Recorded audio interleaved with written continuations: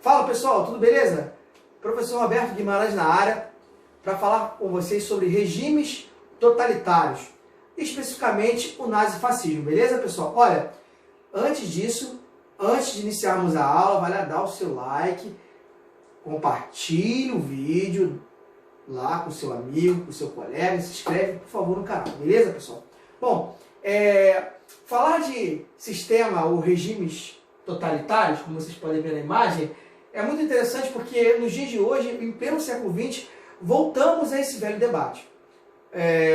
Sabemos que essas duas ideologias, ao longo da história, e principalmente nos dias de hoje, através dos novos modus operandi, têm criado novas formas ditas modernas de ressuscitarem suas teorias. Mas, antes de entrarmos propriamente nessa discussão, eu queria apresentar para vocês, de forma clássica, de fato, a diferenciação, como surgiu, de onde vieram. Beleza, pessoal? A imagem é bacana, você vê uma suástica aqui sendo quebrada, é um símbolo que remonta à tristeza, né, gente? A tristeza, a falta de humanidade, que em um certo momento da história levou o homem a fazer absurdos, a matar pessoas, por exemplo. Tá bom, gente? Bom, antes de falar de nazifascismo, eu quero definir de forma bem simples e sucinta para você que está me vendo, o que é totalitarismo, beleza? E a partir disso desenvolvermos os temas. O totalitarismo, o que é? É uma forma de governo em que o Estado está acima do indivíduo. Então entenda, quando se fala de totalitarismo, estamos falando quando se coloca o Estado acima do indivíduo.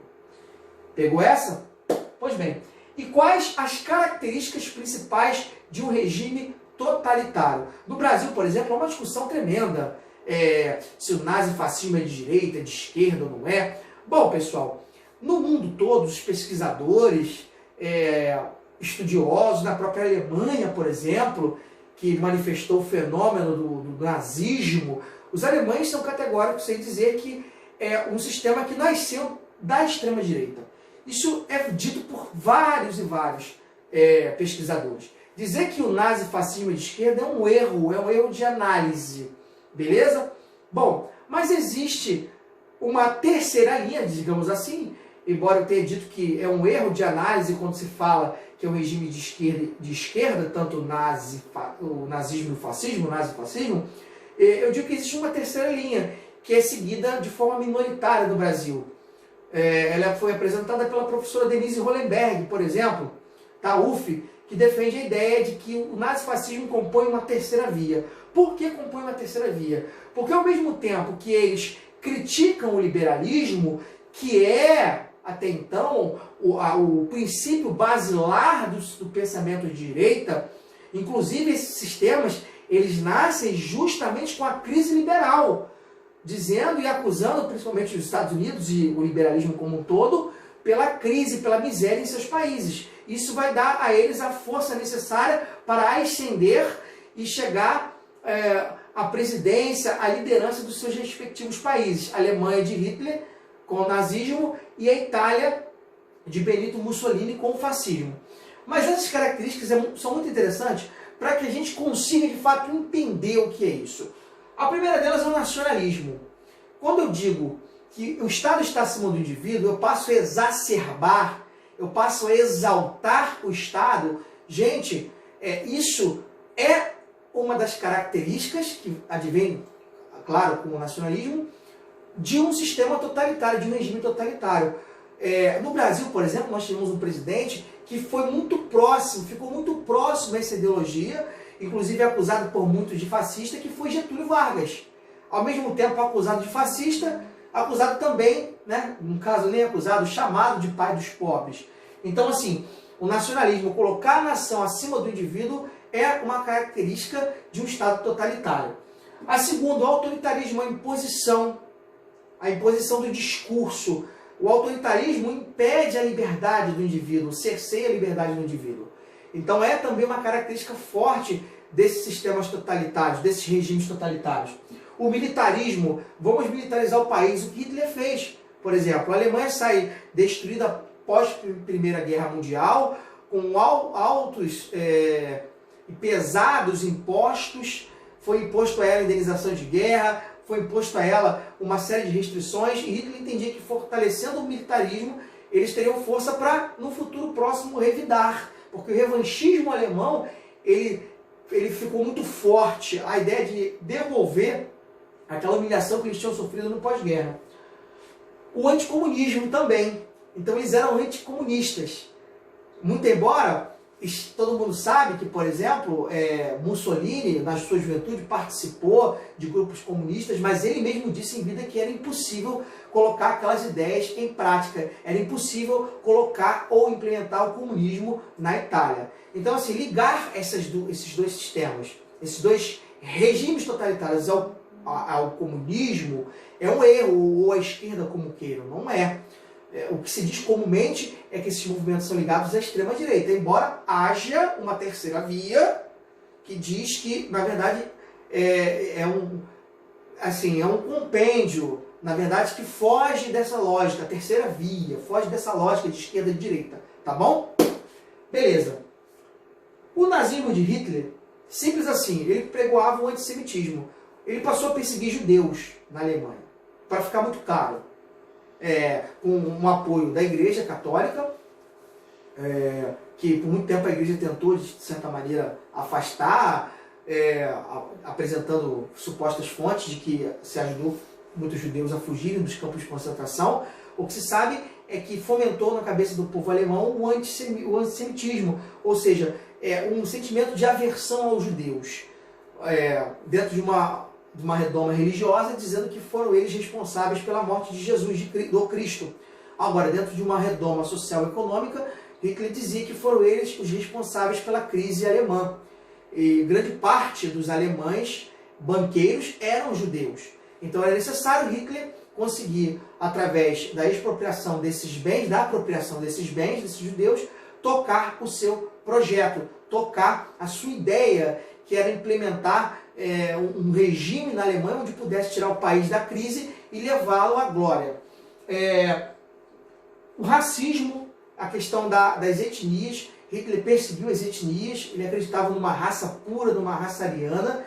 Então não foram só judeus, muito pela questão econômica, mas também ele perseguiu negros, homossexuais e qualquer que fosse minoria. Pessoas com deficiência, por exemplo, eram levadas para ser mortas em campos de concentração específicos, por exemplo.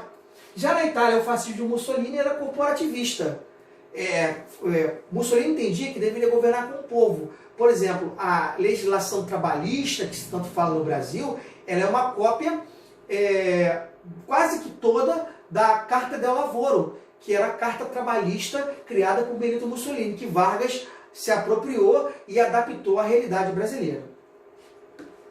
Bom, aí mais esses pontos aí para que vocês entendam. O fascismo na Itália, ferrenho nacionalismo, né?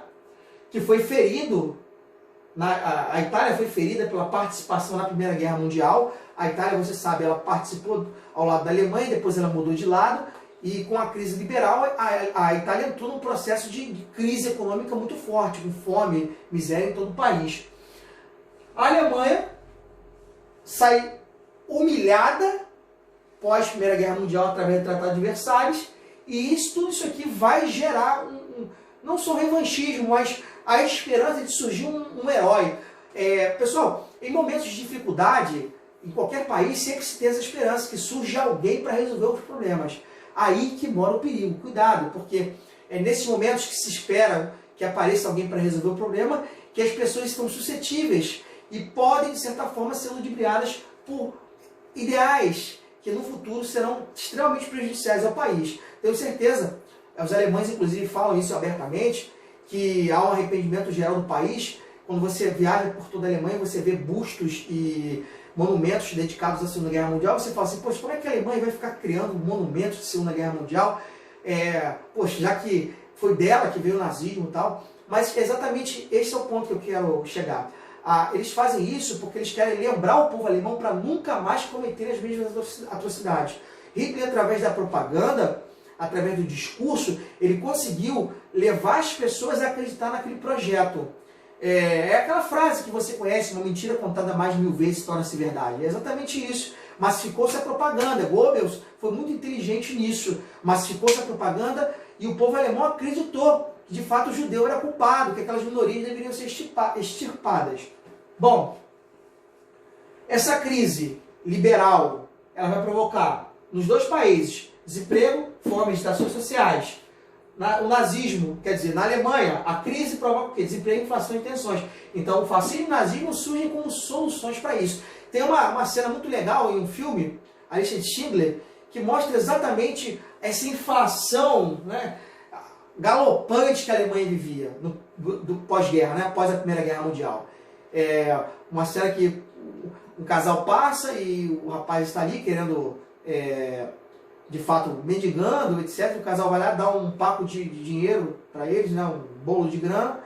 E o camarada, você pensa, ele vai pegar o dinheiro, vai para algum lugar, vai comprar alguma coisa e fazer, queima aquele dinheiro para se aquecer, porque não valia nada. Então, essa cena mostra a conjuntura econômica social que a Alemanha vivia. Beleza? O fascismo na Itália, estabelecido por Benito Mussolini, existe um temor da propagação de ideias socialistas, então ele começa a bater, né? O socialismo não pode chegar de jeito nenhum, né?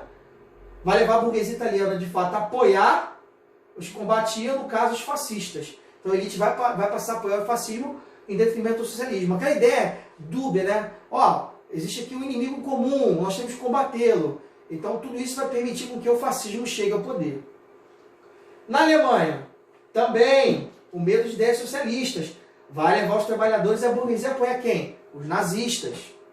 Então o medo, gente, o medo do diferente, daquilo que eles não conheciam, levaram porque aquele grupo de sustentação econômica que até o povo apoiasse esses projetos.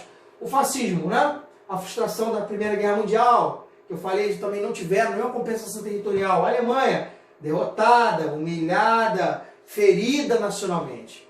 Então, esses tipos de situações levaram esses países a apoiar esses regimes. Né? O governo italiano não consegue esperar as crises políticas e econômicas. O fascismo tem a solução. O governo alemão não consegue esperar as crises política e econômica. O nazismo